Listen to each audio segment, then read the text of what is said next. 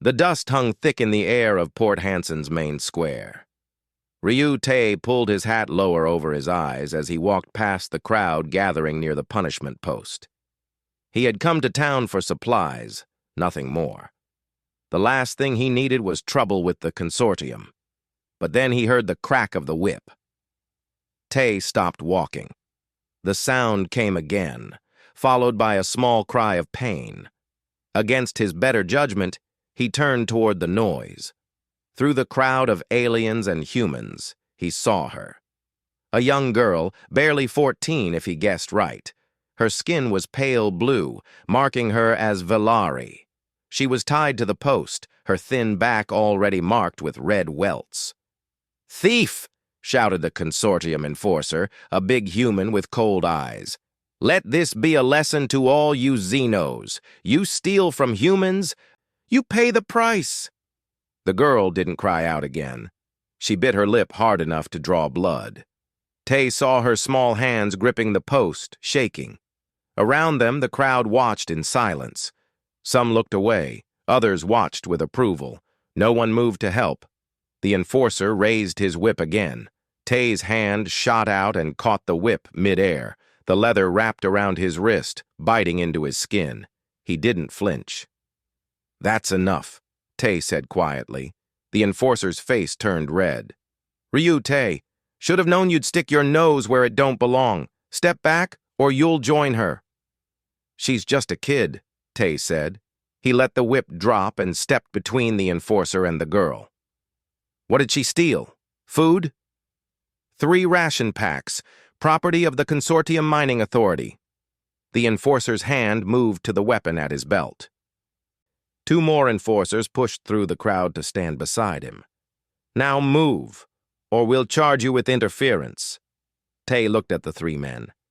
He'd fought worse odds before, but that was years ago, and fighting would just get the girl killed. He needed another way. "Old frontier law," Tae said, loud enough for the crowd to hear. "Section 42, debt transfer, I claim it." The enforcer's eyes narrowed. "What?" "The girl owes a debt for what she stole. I'm claiming that debt. She works for me now, pays off what she took through labor. That's legal, and you know it." Tae crossed his arms. "Unless the consortium wants to ignore frontier law. Wouldn't look good, would it? People might start questioning what other laws you're ignoring." A murmur ran through the crowd. Several human settlers nodded. The old frontier laws were sacred in the outer colonies. They were all that stood between settlers and total consortium control. The enforcer looked like he wanted to argue.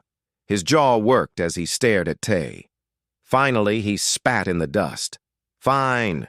She's your problem now. But Ryu, you're making a mistake. Harboring a Xeno thief will mark you." "Won't be the first time I've been marked," Tae said. He walked to the post and began untying the girl. She flinched when his hands touched the ropes. Up close, he could see she was in bad shape. The whip marks bled freely. Her arms were thin, showing weeks of poor eating. Her large, dark eyes watched him with fear and confusion. "Easy," Tae said softly. "I'm not going to hurt you." The girl didn't respond. Maybe she didn't speak standard. Tae got the ropes off and caught her as she nearly collapsed. She weighed almost nothing. He lifted her carefully, trying not to touch the wounds on her back. "My hover bike's this way," he said, more to himself than to her. The crowd parted as he carried her through. Some people nodded in approval. Others shook their heads, probably thinking he was a fool. The enforcers watched from the post, their faces dark with anger. Tae reached his bike and set the girl down gently on the passenger seat. She sat rigid, hands gripping the edge like she expected him to hit her. He dug through his saddlebag and pulled out his field med kit. "This is going to sting," he said, opening a bottle of antiseptic. "But it'll keep the wounds from getting infected." He dampened a clean cloth and carefully cleaned her back. The girl hissed in pain but didn't pull away. Tae worked quickly and efficiently. Years of field medicine in the colonial Marines had taught him well. When he finished, he wrapped her back with clean bandages. "There," he said. "That'll hold until we get to my cabin. I've got better supplies there." The girl finally spoke, her voice barely a whisper. "Why?" Tay looked at her. "Why what?" "Why help me? I am Valari. You are human. Humans do not help Valari." Her standard was accented but clear. Tay put away the medkit. "Some humans are bastards, some aren't. You got unlucky with the bastards today, but you're coming with me now, so maybe your luck's changing. You want me to work? To pay debt?" Her eyes searched his face, trying to understand. "We'll figure that out later. Right now, you need food, rest, and proper medical care. Everything else can wait." Tay climbed onto the bike. "Hold on. It's a long ride to my place." The girl hesitated, then wrapped her arms carefully around his waist. Tay started the bike's engine. It hummed to life, lifting slightly off the ground. He guided it out of Port Hanson, leaving the crowd and the enforcers behind. As they rode across the red desert, Tay glanced back once. The girl had her eyes closed, her face pressed against his back. She was shaking, though whether from pain, fear, or relief, he couldn't tell. "What's your name?" he asked over the wind. The girl was quiet for so long he thought she hadn't heard. Then softly she answered, "Hannah." "Well, Hannah, I'm Tay. Welcome to Redstone." He turned his eyes back to the desert ahead. "Things are going to get better now, I promise." Behind them, Port Hanson disappeared into the dust. Ahead lay 3 hours of hard riding through dangerous country. But Tay had made the journey hundreds of times. He knew every canyon, every dangerous animal's territory, every place where bandits might hide. What he didn't know was that saving this one girl would change everything, not just for him, but for everyone on Redstone. But that would come later. Right now, all that mattered was getting Hannah home safely. The hoverbike cut through the red desert like a knife through water. Tay kept one hand on the controls while the other rested near his rifle. Redstone was beautiful, but it was also deadly. Things lived in these canyons that could kill a man in seconds. Hannah held onto him tightly, her small hands gripping his jacket. She hadn't spoken since they left Port Hanson. Tay didn't push her to talk. The kid had been through enough for one day. They rode for an hour before Tay slowed the bike. A massive rock formation rose ahead of them, shaped like a broken tooth against the red sky. He guided the bike into its shadow and stopped. "We'll rest here for a bit," he said, climbing off. "Give you a break from the ride." Hannah slid off carefully, wincing as the movement pulled at her wounds. She stood awkwardly, looking around at the alien landscape. This far from town, Redstone showed its true face. Red dust covered everything. Strange crystal formations grew from the rocks, catching the light and throwing rainbow colors across the ground. In the distance, something large moved across the horizon. Tay pulled out a canteen and offered it to her. "Drink. It's clean water." Hannah took the canteen but didn't drink immediately. She sniffed it first, then took a small sip. Her eyes widened slightly. "It is good," she said, surprised. "I filter it myself. Can't trust the consortium water supplies. They cut corners." Tay took a long drink when she handed it back. "You hungry?" Hannah nodded slowly, like she expected a trick. Tay pulled out a ration bar from his pack and handed it to her. "It's not much, but it'll keep you going until we get home. I've got real food at the cabin." Hannah stared at the ration bar like it was treasure. She ate it slowly, making it last. Tay watched her and felt anger build in his chest. This girl was starving. How long had she been on her own? How long had she been stealing just to survive? "How old are you, Hannah?" he asked gently. 15 cycles, she said between bites. 15 of your years. "Where's your family?" Hannah's hands stopped moving. She looked down at the half-eaten ration bar. "Dead. Mining accident. 6 months ago." Tay's jaw tightened. Mining accident. That's what the consortium always called it when they worked people to death or safety equipment failed. He'd heard it too many times. "I'm sorry," he said. Hana looked up at him, confusion clear on her face. "Why sorry? You did not kill them." "No, but humans run the consortium. Humans gave the orders that got them killed." Tay took off his hat and ran a hand through his hair. "I'm sorry your people got a raw deal." "Not all humans are bad," Hana said quietly. "My father said this. He said some humans are kind. I did not believe. But you are different." "Your father was a smart man." Tay put his hat back on. "Come on. We should keep moving. Storm's coming." Hana looked at the clear red sky. "I see no storm." Tay pointed at the horizon where the colors were just starting to shift. "See that? Way the light's changing? Red storm. Big one. We need to be at my cabin before it hits, or we'll be stuck out here for days." They climbed back on the bike and continued riding. The landscape changed as they went. The flat desert gave way to rolling hills covered in strange vegetation. Tay pointed things out as they rode, teaching Hana about redstone without thinking about it. "Those plants there, the purple ones? Poisonous. Don't touch them. But the green ones next to them are edible. Taste like garbage, but they'll keep you alive." He steered around a deep crack in the ground. "And never ever go into the canyons alone. Things live down there that hunt by sound." Hana listened carefully to everything he said. She was learning. Tay appreciated that. Smart kid. They rode over a hill and Hana gasped. Spread out in the valley below was the strangest sight she'd ever seen. Dozens of large animals grazed on the tough grass. They looked almost like the cattle from Earth history files, but bigger and covered in thick scales instead of fur. "Terra cattle," Tay said with pride in his voice. "Genetically modified to survive on harsh worlds. I've got about 200 head.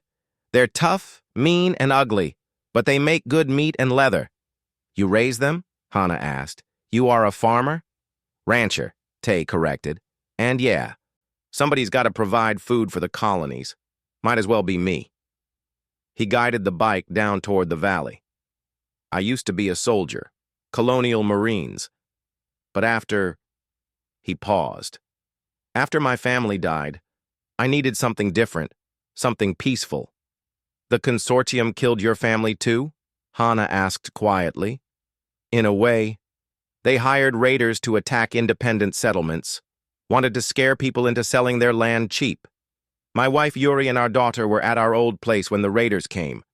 I was off-world on a supply run." His voice stayed level, but Hana could hear the pain underneath. "By the time I got back, it was too late." Hana's grip on his jacket tightened slightly. Not out of fear, but something else. Understanding, maybe. Or sympathy. "I am sorry," she said, using his own words back to him. Tay smiled despite himself. "Yeah, me too, kid." They rode through the herd of Terra cattle. The big animals barely looked up as they passed. Tay clearly knew his animals well, guiding the bike with ease around them. On the far side of the valley, Hana saw it. A cabin sat on a small rise, surrounded by defensive walls. Solar panels covered the roof.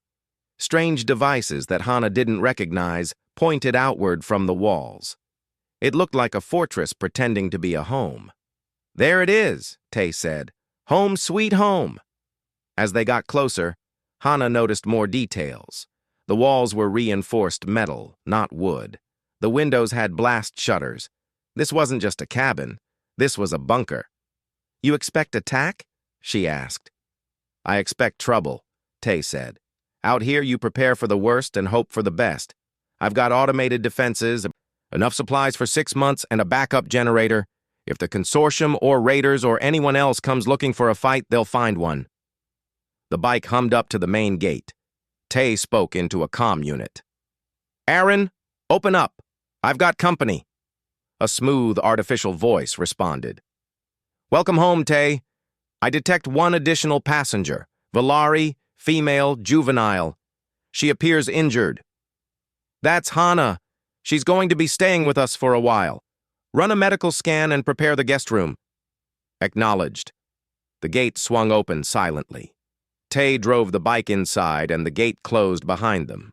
Hana looked around nervously. She was inside the walls now, trapped, if this human decided to hurt her. But Tay just climbed off the bike and stretched. Come on, let's get you inside and properly patched up.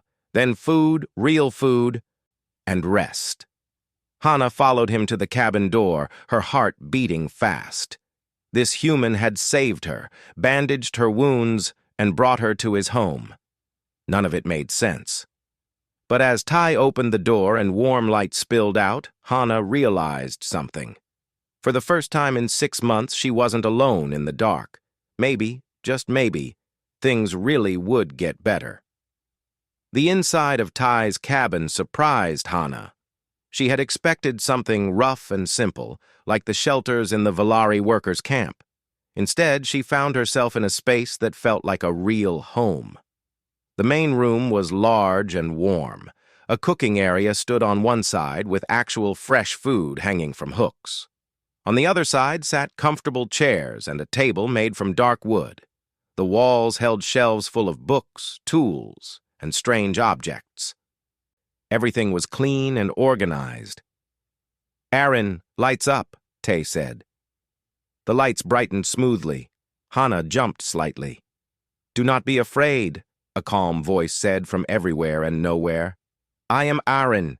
I am this home's artificial intelligence. You are welcome here, Hana." Hana stared around, trying to find the source of the voice.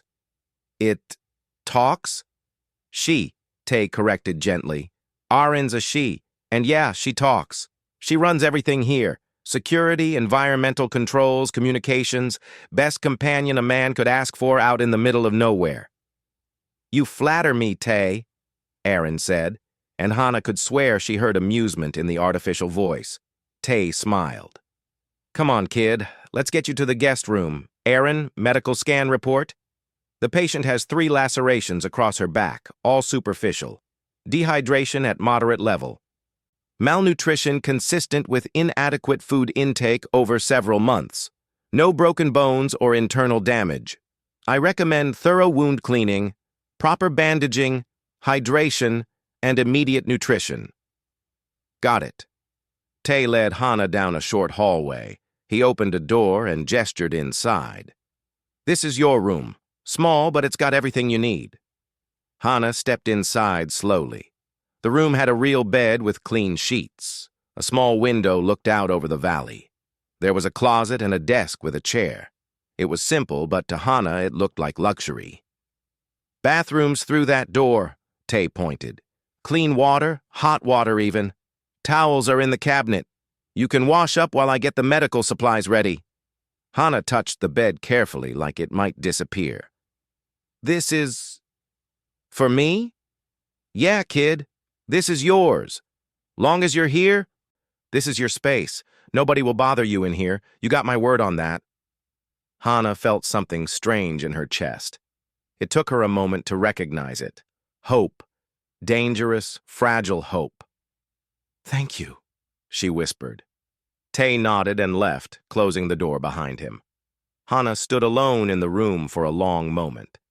Then she went to the bathroom. The water was hot. Hana had forgotten what hot water felt like. She washed carefully, avoiding her injuries. The dirt and dust of 6 months on the streets washed away. She found clean clothes laid out on the bathroom counter, simple but comfortable.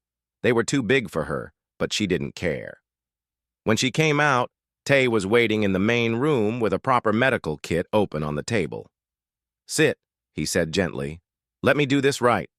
Hana sat with her back to him. She felt his hands working carefully, removing the quick bandages he'd applied earlier. The antiseptic stung badly, but she didn't make a sound. She'd learned long ago not to show pain. "You're tough," Tay said as he worked. "But you don't have to be tough all the time. Not here. It's okay to cry if it hurts." "Velari do not cry," Hana said automatically. It was what her mother had always told her. Well, humans do, and there's no shame in it. Tay applied new bandages with practiced skill. There, that should heal clean. Aaron will monitor for infection. Monitoring begun, Aaron confirmed. Hana turned to face Ty. Why do you do this? Why help me? I am nobody. I am Valari. I am thief. Tay sat down across from her. You're a kid who lost her family and was trying to survive. That doesn't make you a bad person. That makes you human. I am not human. Figure of speech. Point is, you deserve help. You deserve kindness. And out here on the frontier, we take care of our own. But I am not your own. I am not your family. Tay was quiet for a moment. Then he stood and walked to a shelf. He picked up a photograph in a frame and brought it back. He showed it to Hana. The picture showed a smiling human woman with kind eyes holding a small girl. The little girl was laughing, reaching toward whoever held the camera. My wife Yuri and my daughter, Tay said softly. They died 3 years ago. After that, I thought I'd never have family again. Thought I'd just work my ranch alone until I died. He set the picture down gently. But maybe I was wrong. Maybe family isn't just blood. Maybe it's about who you choose to protect. Hana looked at the picture, then at Ty. You choose to protect me? Yeah, kid, I do. Why? Tay smiled sadly. Because somebody has to. And I've got the space, the supplies, and a stubborn streak a mile wide. So why not? Hana didn't know what to say to that. No one had ever chosen her before. Her family had loved her because she was born to them. But Ty was choosing her freely, asking nothing in return. I am hungry, she said finally, because she didn't know how else to respond. Tay's smile widened. Now that I can fix. Aaron, what can Valari eat safely? Valari biology is compatible with most Earth-based proteins and vegetables. I recommend avoiding dairy products and anything with high acidity. I have several suitable recipes in my database. Perfect. Hana, you like stew? Hana didn't know what stew was, but she nodded anyway. Tay moved to the cooking area and started working. Hana watched him chop vegetables and meat, add spices, fill a pot with water. He moved with easy confidence, like cooking was as natural as breathing. My wife taught me to cook, he said as he worked. Said no man should depend on ration packs when real food exists. I didn't appreciate it at the time, but now... He stirred the pot. Now I'm glad she was stubborn about it. While the stew cooked, Tay told Hana about his ranch. How he'd built it from nothing. How he'd modified the terra cattle genetics himself to survive Redstone's harsh environment. How he sold meat and leather to the colonies, making enough to stay independent of the consortium. Independence is everything out here, he explained. The moment you depend on the consortium for your living, they own you. I won't be owned by anyone. Hana understood that. The Valari had been owned by someone for as long as she could remember. First by the consortium, before that by other species. Always owned, never free. Can Valari be independent? She asked quietly. Tay looked at her seriously. I don't see why not. You're smart. You're tough. You survived 6 months alone in a town that wanted you dead. That takes guts and brains. Give you the right tools and training, I bet you could do anything you wanted. No one had ever said anything like that to Hana before. The idea that she could be something, do something, choose her own path. It was terrifying and wonderful at the same time. The stew finished cooking. Tay filled 2 bowls and brought them to the table. Hana tasted it carefully. Her eyes went wide. This is good. Glad you like it. Eat as much as you want. There's plenty. Hana ate 3 bowls. Tay didn't comment on her hunger, just quietly refilled her bowl each time she finished. When she finally stopped, so full she could barely move, he cleaned up without making her feel guilty about eating so much. Guest room's all yours, he said.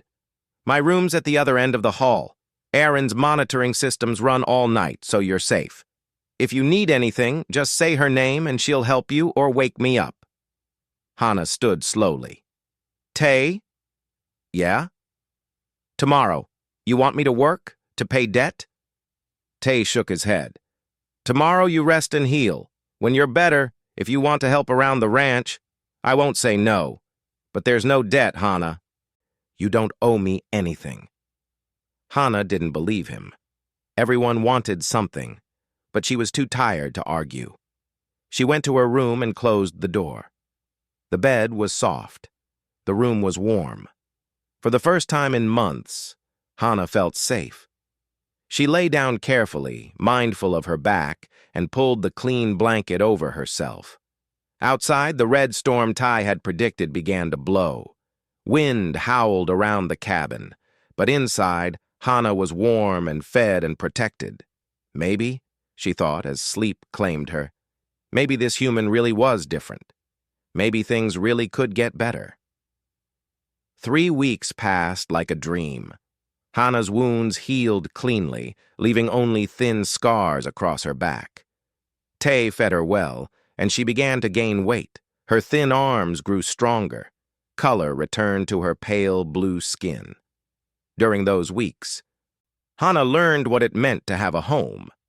She helped Tay with small tasks around the ranch. He taught her to ride the hoverbike, though she crashed it twice before getting the hang of it.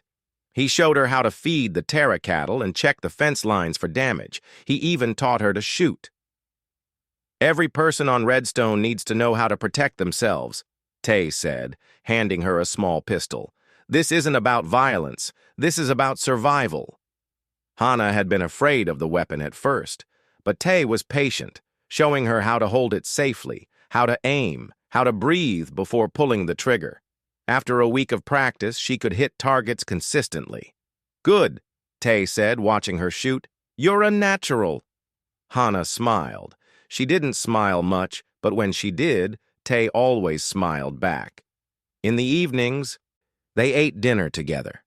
Tay told stories about his time in the colonial marines, about battles on distant worlds and friends he'd lost. Hana told him about Valari culture, about the songs her mother used to sing, about what life had been like before the consortium came. Your people deserve better, Tay said one night.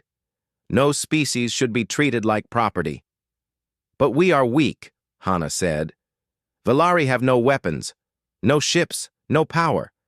Strong species take what they want. This is the way of things. Doesn't have to be, Tay argued. Humans were weak once, too. We got stronger by refusing to stay down, by fighting for what we believed in. Your people could do the same. Hana wanted to believe him, but wanting and believing were different things. On the 22nd day, Aaron woke them both before dawn. Alert. Multiple vehicles approaching from Port Hansen. Consortium identification signatures detected. Estimated arrival in 15 minutes. Tay was out of bed in seconds, pulling on clothes. He knocked on Hana's door. Hana, get up! We've got company! Hana came out already dressed. Living on the streets had taught her to sleep light and wake fast. The consortium? Yeah. Tay's face was hard. Aaron, how many? 1 command vehicle and 2 troop transports. Approximately 20 personnel, all armed.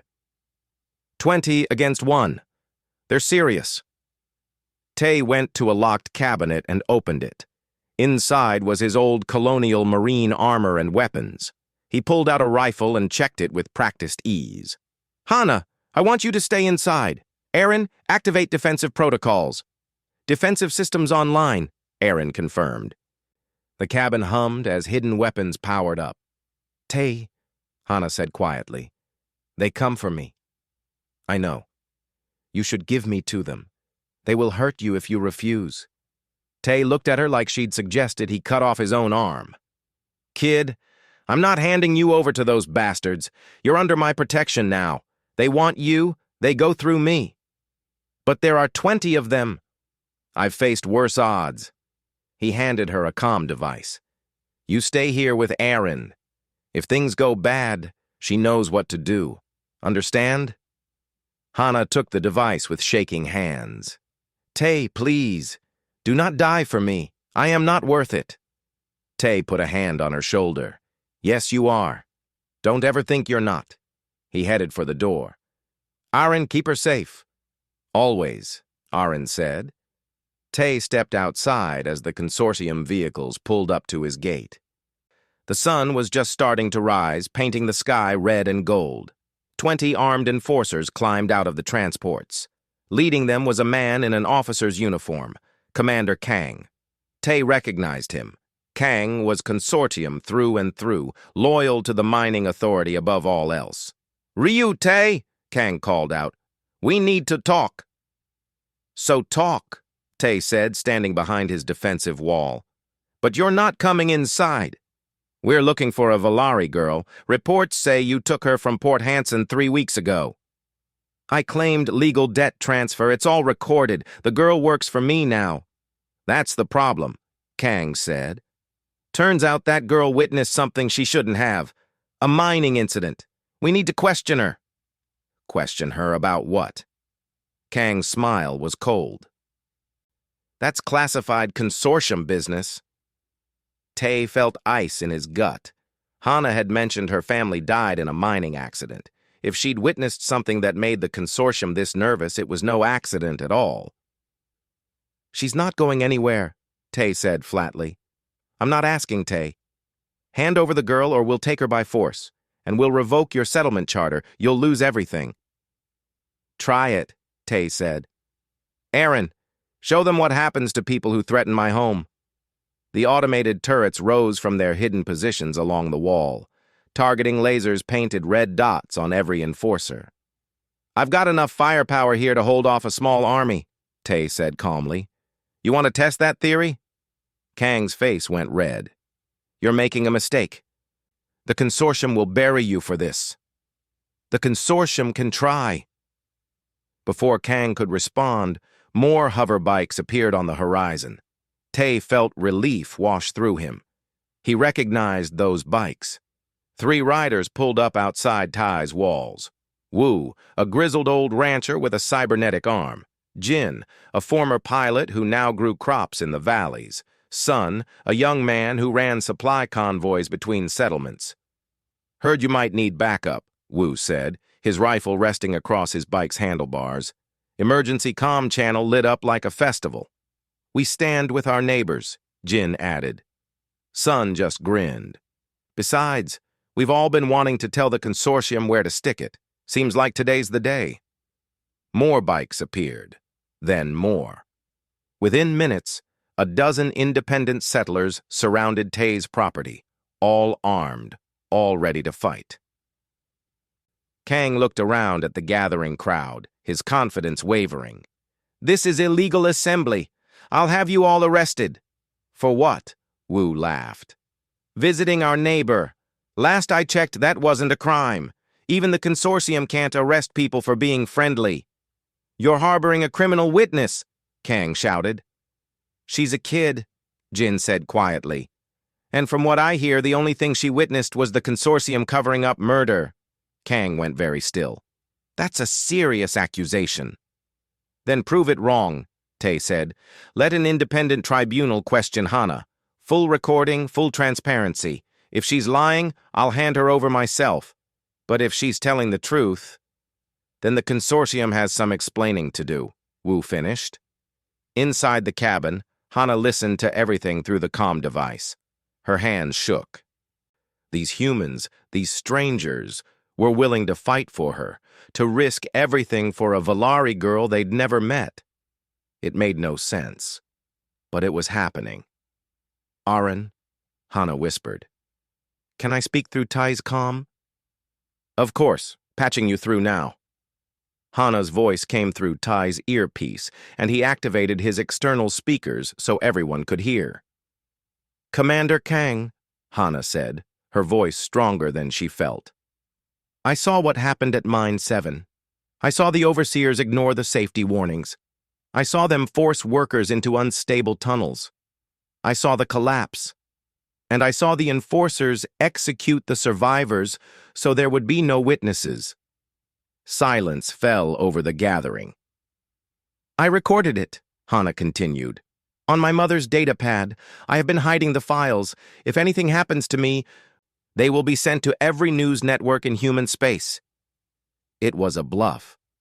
Hana had no such recordings, but her voice was steady and sure. Kang's face went pale. You're lying. Then call her bluff, Tay said. Let the tribunal happen. Clear your name. Kang looked around at the armed settlers, at Tay's defensive wall, at the girl he couldn't reach without starting a war. This isn't over, he said finally. The consortium will hear about this. I'm counting on it, Tay replied. Kang climbed back into his vehicle. The enforcers followed, and the convoy turned around, heading back toward Port Hansen. The settlers cheered, but Tay knew it wasn't over. This was just the beginning. He looked up at the cabin where Hana waited, and he smiled. The kid had courage. She'd stood up when it mattered. Whatever came next, they'd face it together. The next 3 days were tense. Tay kept his defenses active around the clock. Aaron monitored all communication channels, listening for any sign of another consortium attack. The settlers who had come to help established a watch rotation, taking turns guarding the approaches to Ty's ranch. Hana spent those days in a strange state. She was afraid, but also determined. She hadn't lied when she told Kang about the recordings. What she'd lied about was having them. But now, sitting in Ty's cabin with access to Aaron's systems, she worked on making her bluff real. I need to send a message, she told Tay on the second day. To the other Valari workers. Some of them saw what happened at Mine 7. Some of them might have recordings. That's dangerous, Tay said. The consortium monitors all worker communications. I know. But we need proof. Real proof. Or they will come back. And next time they will not leave. Tay studied her for a long moment.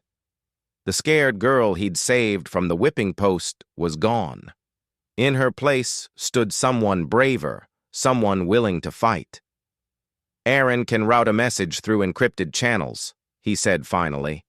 The consortium will know someone sent it, but they won't know who or where it came from. Do it, Hana said. Over the next day, responses came in. Carefully worded messages from Valari workers across Redstone. Some had seen the Mine 7 incident. One, a worker named Day, had recordings on his personal device. He was willing to share them, but he was afraid. If I send this, I am dead, his message said. The consortium will know it was me, Hana sent a reply. Then come here. Tay will protect you, all of you.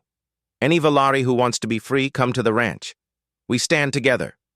She looked at Tay after sending it. Is that okay? Did I promise too much? Tay smiled. No, kid, you promised exactly right. Aaron, send a message to all the independent settlers. Tell them we're going to need help. A lot of help. Within hours, Valari workers began arriving. They came in small groups, sneaking away from the consortium camps during shift changes. Day came with his wife and 2 children. Others came alone, carrying everything they owned in small packs. By the 3rd day, there were 40 Valari hiding at Ty's ranch and the neighboring properties. The human settlers welcomed them, sharing food and shelter. It was crowded, chaotic, and completely illegal by consortium law. Tay didn't care, and neither did his neighbors. On the 4th day, everything changed. Aaron detected multiple ships entering Redstone's atmosphere, not consortium vessels, colonial authority ships. They came, Wu said, watching the ships land near Port Hansen. Someone actually listened. Tay had sent Hana's story, along with Day's recordings, to the colonial authority 3 days ago. He hadn't been sure they'd respond.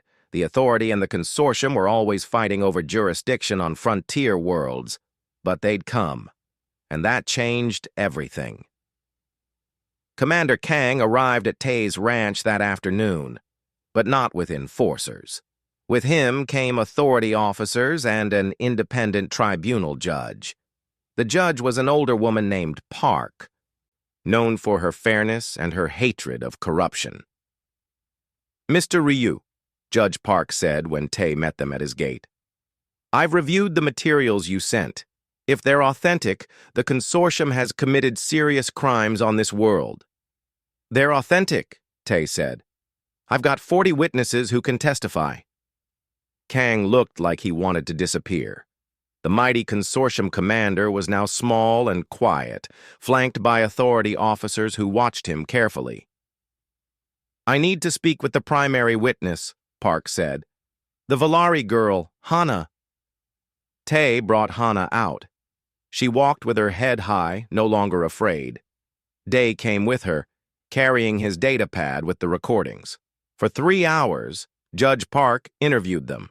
She watched the recordings. She listened to their stories. She called in other Valari workers who testified about what they'd seen. Kang tried to defend the consortium's actions. He claimed the mine collapse was a real accident, that the executions never happened, that the Valari were lying to get better working conditions. But the evidence was overwhelming. The recordings showed everything. Consortium overseers ignoring safety alerts, workers begging to evacuate, the collapse, and worst of all, the cold-blooded execution of survivors by consortium enforcers. "Enough," Park said finally. "Commander Kang, you and your officers are under arrest for murder, conspiracy, and corruption. The consortium's charter on Redstone is hereby revoked pending full investigation." Kang's face went white. "You can't do this! The consortium has rights!" "So do the people you murdered," Park said coldly. "Take him away." Authority officers led Kang and several other consortium officials away in restraints. Park turned to Tai and Hana. "What you did was brave," she said, "and illegal. Harboring fugitives, organizing armed resistance, interfering with consortium operations." Tay straightened. "I'd do it again." Park's stern face softened slightly. "I know you would. That's why I'm not pressing charges. Instead, I'm offering you a position. The authority needs someone to oversee the transition of power on Redstone, someone the settlers trust, someone who won't be corrupted." "You want me to be governor?" Tay asked, surprised. "Temporary administrator," Park corrected, "until proper elections can be held. The job pays poorly, involves endless paperwork, and will make you a target for every consortium loyalist still on this rock." Tay thought about it for exactly 3 seconds. "No thanks. I'm a rancher, not a politician." Park nodded like she'd expected that. "Then who would you recommend?" Tay looked at Wu.